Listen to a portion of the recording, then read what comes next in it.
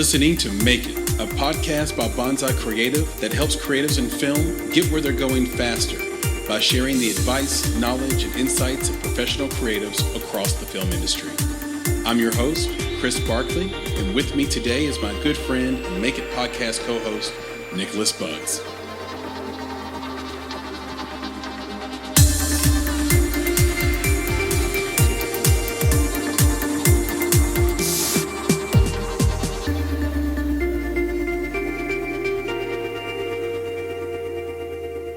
Hello, Chris here with another episode of the Make It podcast.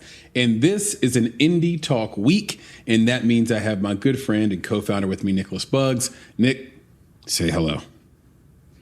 Hello. What's up, folks? And you did say make it, not naked, right? It's very close. It's very close. Naked is how I've, thought about coming on to this podcast. Right. Before we started recording video. Right. That's a little bit of my exhibitionist self. I try to keep that on the wraps as much as possible. It's not something I want to delve into fully yet. One day I'll fully embrace it. Right. Fully embrace the Naked podcast. There'll be a new podcast called The Naked Podcast. Right. Same branding.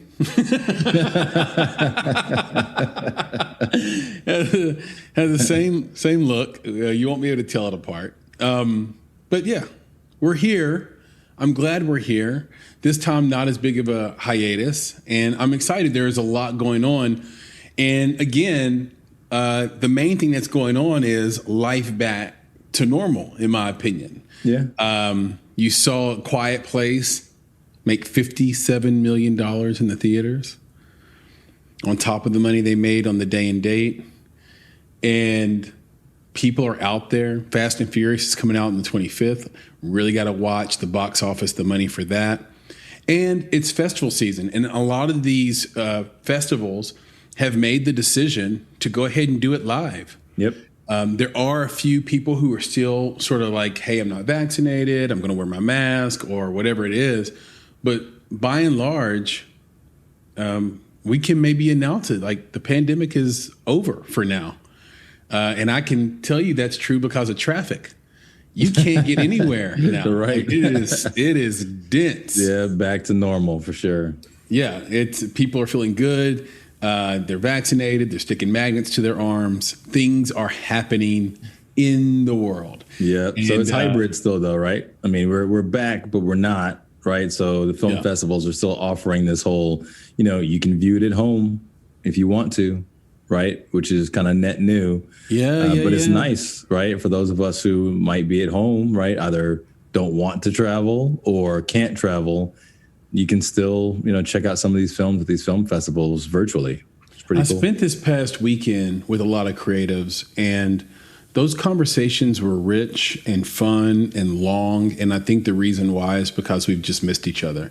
Whether we want to admit it or not, when we're out there and we actually get to see someone we haven't seen in a long time, there's something that happens where you're just like, we don't have to go home yet. Like, let's just keep this conversation going. But to your point, we talked with Knox Shelton and Miriam Bell at the Indie Memphis Film Festival. And they did it virtually last year, just like most festivals did. And we were talking about this before, Nick, but there are these big upsides that were sort of unexpected that could continue feasibly into festivals going forward, not just in 2021, but forever. Yep. Because what we found out, really, I think this is the main thing. What we found out is virtually networking and the nature of networking changed fundamentally. When you go to a festival and network, which is really what they're all about, it's like kind of the price of admission, especially if you don't have a film that's playing, but especially so if you do. Yep. It's like, if I go and walk up to you, it takes a lot of courage if I don't know you. And I've got to have a conversation with you. And if I do well, then we can reach a level of depth that is significant and meaningful. and I can keep up with you, and I can say, hey, Nick, you want to go have a beer with me after, you know, this screening, that screening, whatever. You can say yes or no. But do you want to go do whatever? And then you can get a deeper relationship that way. And like there's all these different things you can do. But when it was virtual last year, you couldn't have that depth as easily, but you could have a width that you've never been able to experience ever before. Being in those virtual rooms with 20 or 30 different creatives, and just all you have to have is the courage to speak up and be the one speaking in that room.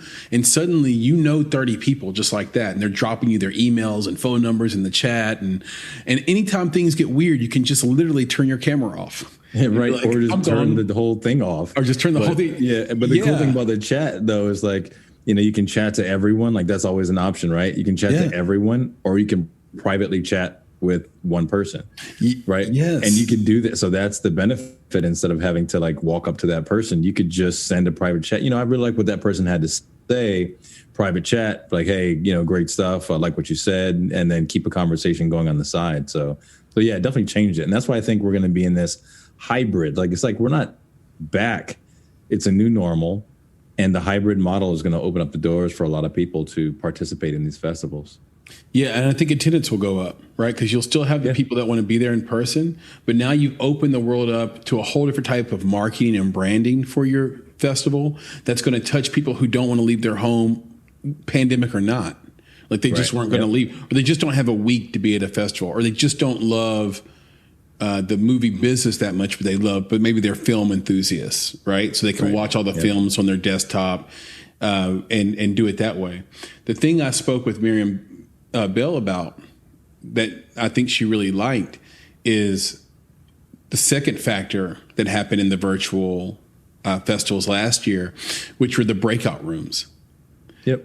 To me, breakouts have been a part of business forever, for as long as I can remember, but they really hadn't become a thing in film festivals until last year. And there's no reason for it.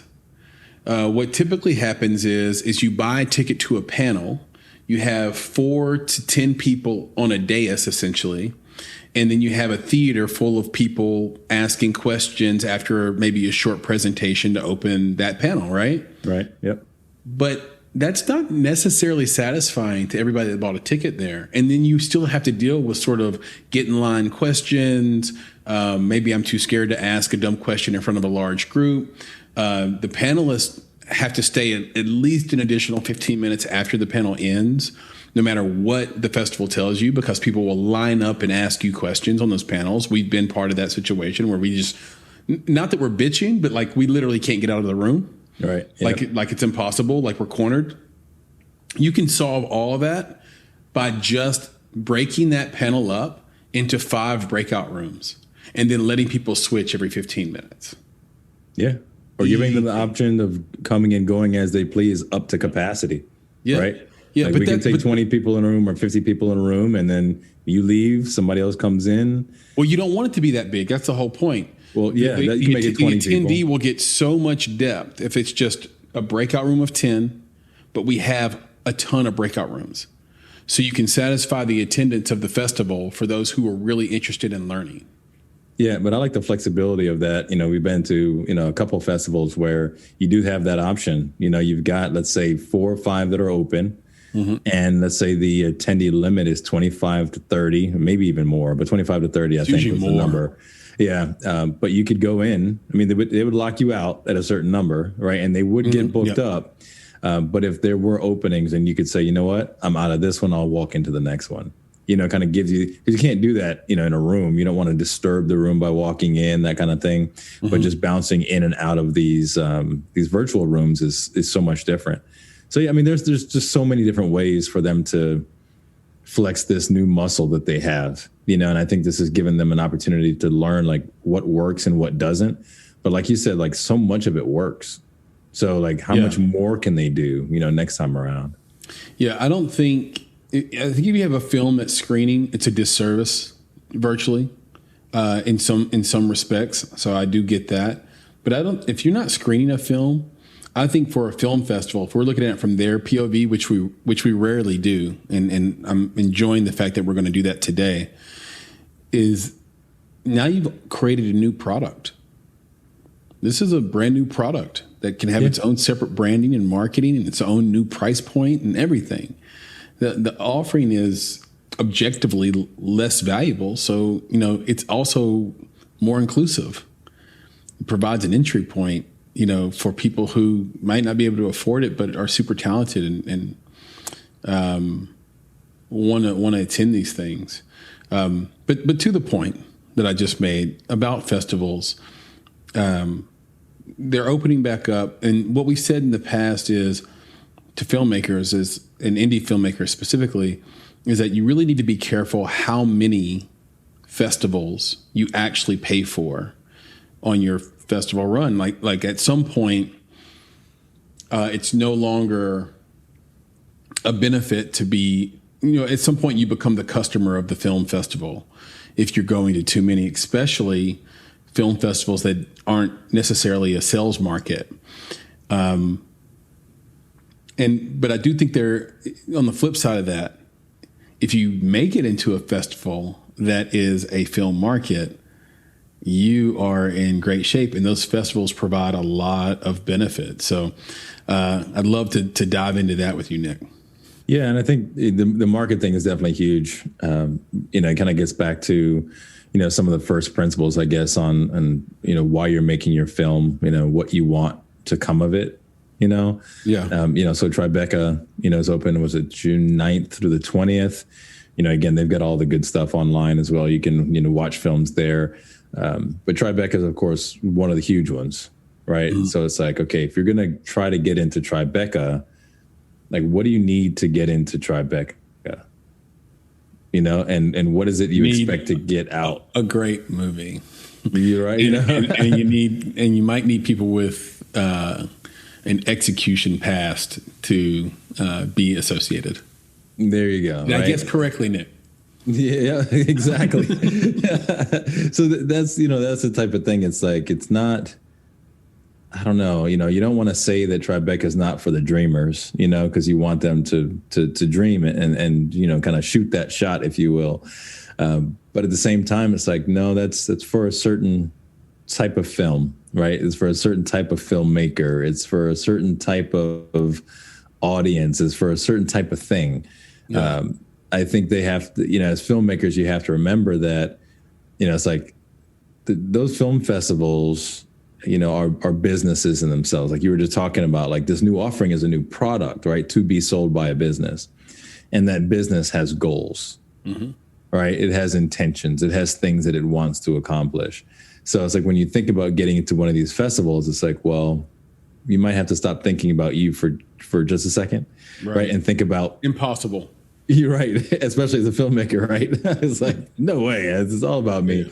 And start thinking about, like, what are the goals of the festival, right? And does my film, does my art, does it match?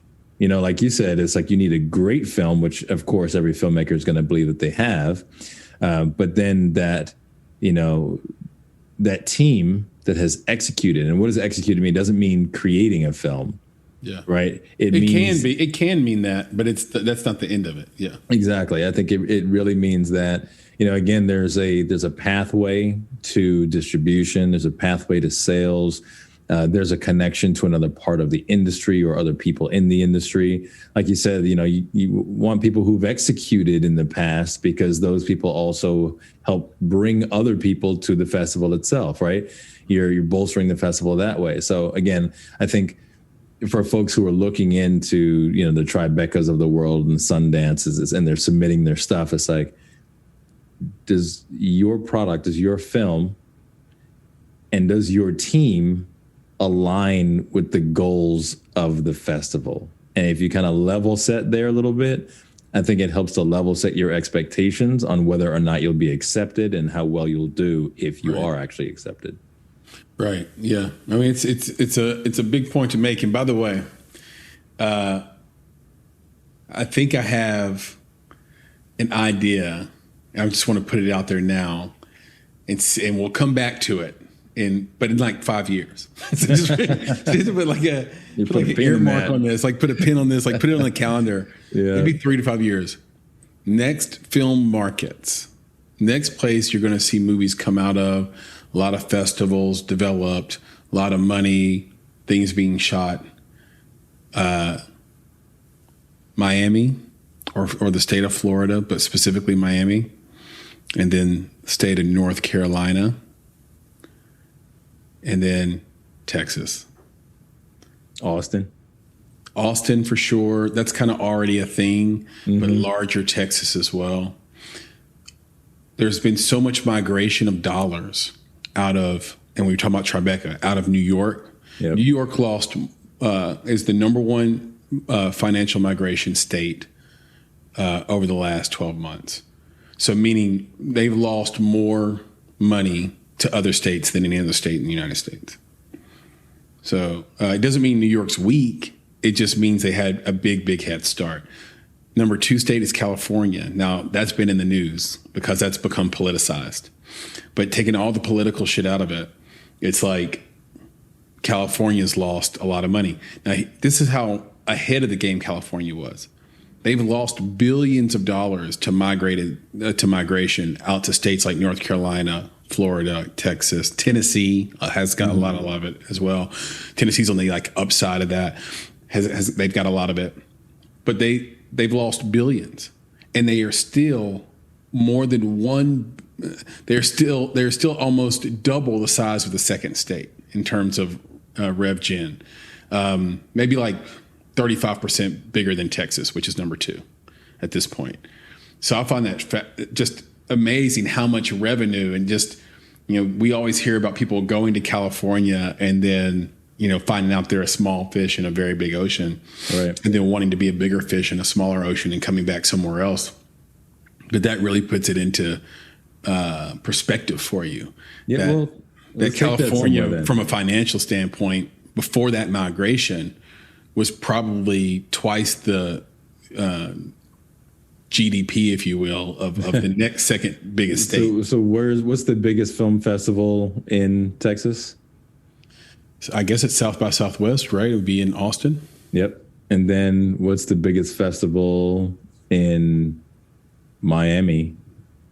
Or let's just say Florida.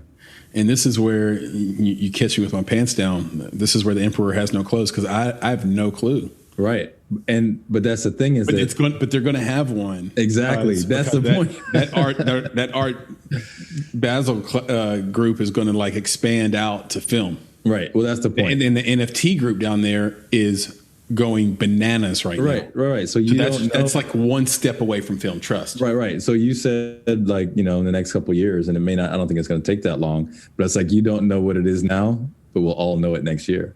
Yeah, right? We'll all know it next year. The biggest film festival. So the same thing with, with Tennessee, it might be NAF, but, who knows? Maybe NAF gets some competition, or NAF, grows up a little bit. Maybe NAF grows up enough where, it's Nashville Film Festival.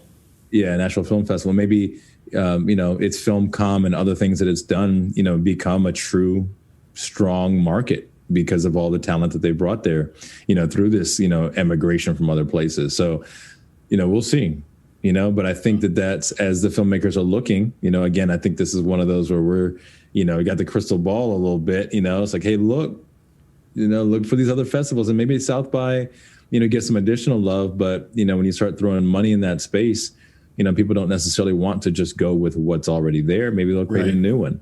Because it seems like regardless of what market you have, ours is film, but it seems like regardless of what it is, it's going to go where money is flowing. Right. Because it requires so much capital to make, Yeah. And I think that's what filmmakers will need to pay attention to. And again, when it comes to the festivals, pay attention to, what they're trying to do.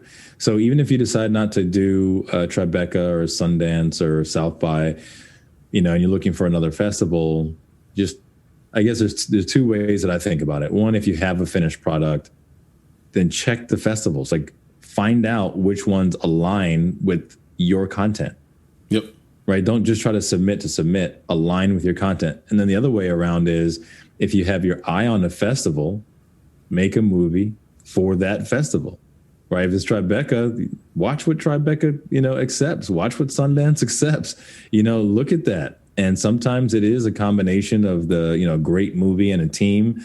But when you get into those shorts, that world or the documentary world, maybe it's just a poignant topic that's very well done.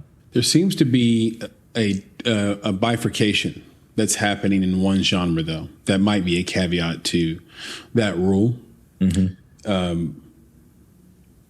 Horror seems to be a split that's happening. It's happening slowly, but there's the Horror Hound Festival type of horror film. There's slasher horror, where it's like a slasher movie. Yep. It's evil clowns. It's Saw. Yep. And then there's the film horror, Invisible Man, A Quiet Place.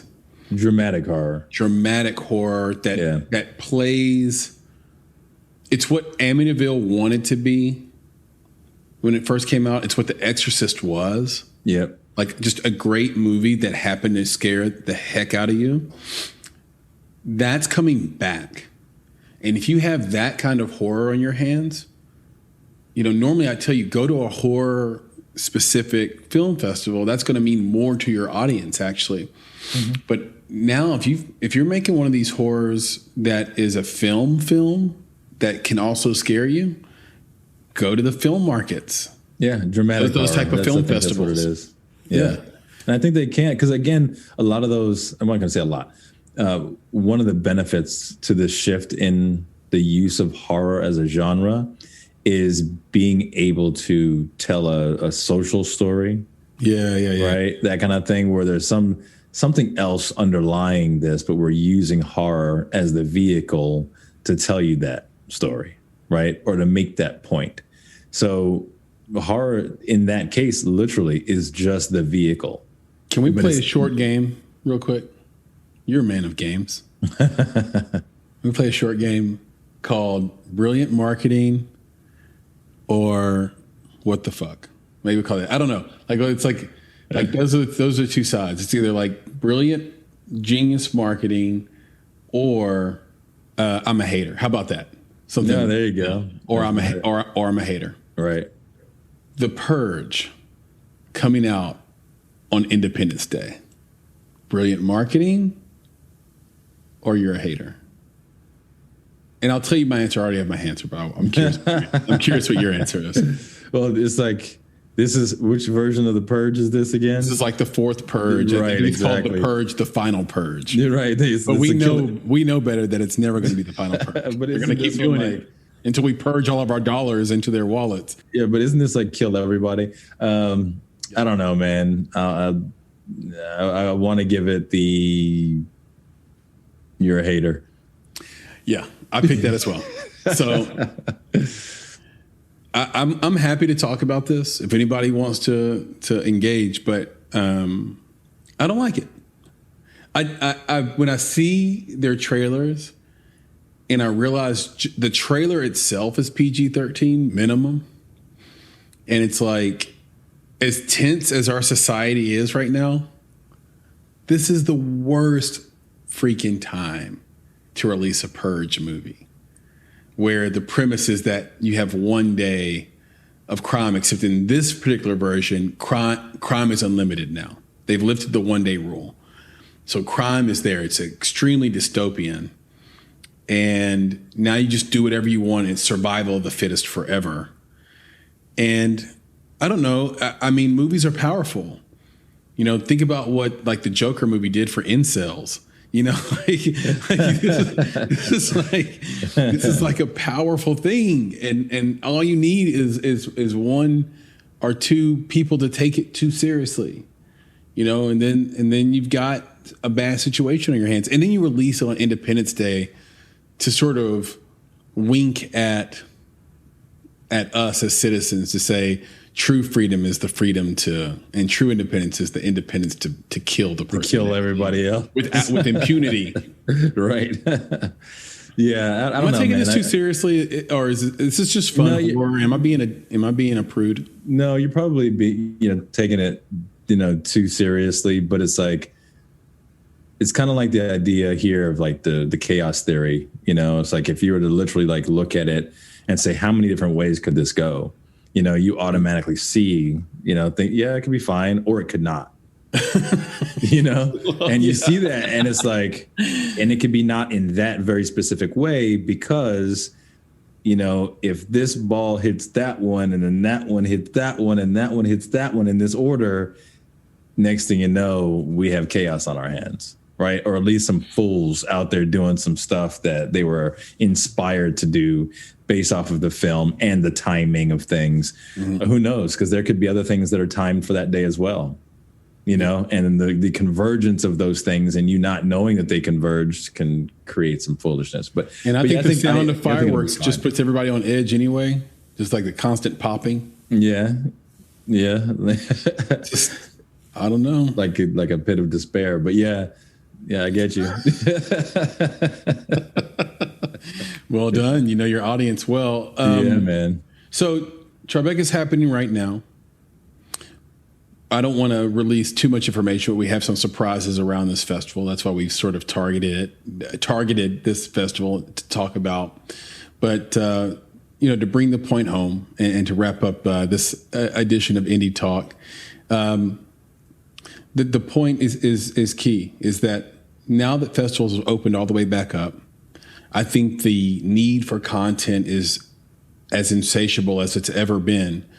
But that hasn't changed the fact that the content still needs to be great. Yep. And the content still needs to match your given audience. And then if you can do that bit of front end homework, you'll have so much more success in your submission path and your festival run, and you'll save, frankly, maybe thousands of dollars when you think about submissions being anywhere from, you know, as low as $60 I've seen to as much as $200. So, you know, you could save yourself and your team tons of money just by doing a little bit of upfront homework. Don't be aspirational for the sake of being aspirational. Like, don't submit to Cannes just because it's Cannes. Yep. If it doesn't fit what you're doing and what your plan is, have a really distinct plan. Your investors will love you for it. You'll make more money in the long run, and you'll get to make that second, third, fourth film that all independent filmmakers want to make. Nick, do you have any final comments to bring us home? Yeah, I just think that, again, those festivals, there are many of them. There's, you know, so many of them.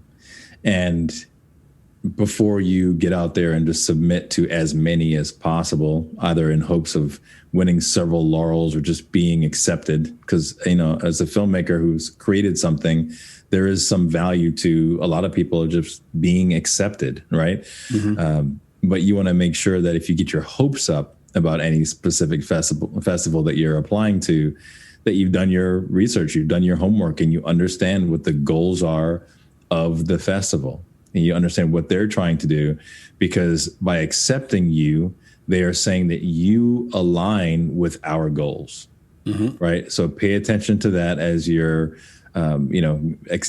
submitting to these festivals. And I think, you know, that'll take you a long way to, one, making sure that you choose the right ones, and two, just making sure that you don't get your heart broken if you don't get accepted to the one or two that you really, really wanted.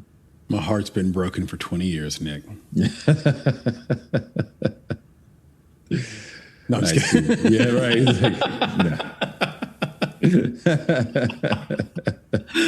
Oh, God. Speaking of people with wonderful hearts, I want to thank everybody that came out and hung out with me this weekend in Nashville, where we did a little giveaway. So for everybody that could make it in person, thank you so much. It means a ton to me and to Nick for you guys to come out and support us. For those who are around the globe and all over the country, those we've interviewed that are in LA and Canada and New York and Illinois and Atlanta and Florida and Alabama, and I can't remember all the states, but there's so many.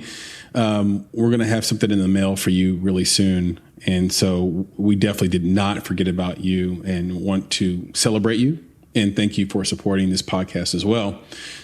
Guess what, Nick? What, Chris? Well, there's ways that other people can support. You can continue the support. And here's how you do it.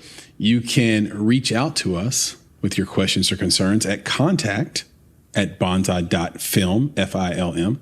You can also reach out to us directly on social media at _Bonsai Creative. Now that's on Instagram and on Twitter. But if you find yourself on Twitter, it's probably faster just to tweet at me. And I am at Flame in Your Heart on Twitter, or email Nick. So both of those are probably faster. You can email Nick at nick@bonsai.film. DMing us on Facebook or Instagram is also a pretty direct choice to make as well. But then you'll be sort of in an inbox full of messages. But we'll take any of it. So again, _Bonsai Creative on social, and on Facebook, just search for Bonsai Creative, and we should pop right up, and you'll be able to engage with us there. Another place that's fun to go to is www.bonsai.film. It's a blast. Oh, yeah. We just revamped the website. It looks great. You'll see giant pictures of me and Nick on the front page, and for sure. And that's going to be disturbing. But then, if you keep going, you'll read the text and you'll be inspired once again with all the blog posts, all the different services you can get involved in when you go to the site, ways to engage with us. And you can even become a true fan. And so there's a link on the page. If you love this podcast, if it's valuable to you, you can click the link, True Fans, and contributions start at $5. I mean, for the cost of just a cup of coffee. And if you go to Starbucks, not a good cup of coffee. Right, yeah. You can support the work that Nick and I are doing every day in the independent film community. So please do that. www.bonsai.film/true fans. And last but not least, I really have to mention this because so many people this weekend, Nick, did this very thing. And we really need to increase this for the sake of our future guests. And that is, everyone listening, please take the 3 seconds. I mean, it's literally 3 to 5 seconds. Go to Apple Podcasts, find our podcast, Make It, click 5 stars for us. It means the world to us. And what it does, so I can explain it, it's not just an empty request. It's not just like a standard request that podcasters make. What happens is we reach out to representation for new guests. That representation immediately goes to our podcast, sees how many reviews we have and what our rating is.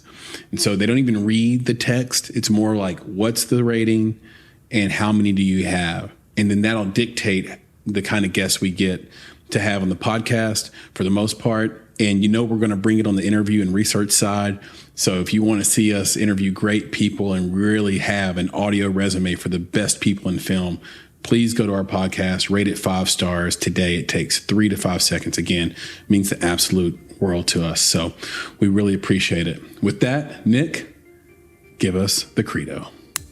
Yes, sir. And I have to first add, 5 seconds, 5 stars. Yes. All right. That's it. 5 seconds, 5 stars. I'm mad at you a little bit for that, but I'll take it. Yeah, but with that, folks, as always, be better, be creative, be engaged. And thank you for listening. Nick, I'll talk to you again soon. Yeah, man, for sure. All right. Peace. All right. Take it easy, man. You too, brother. Bye.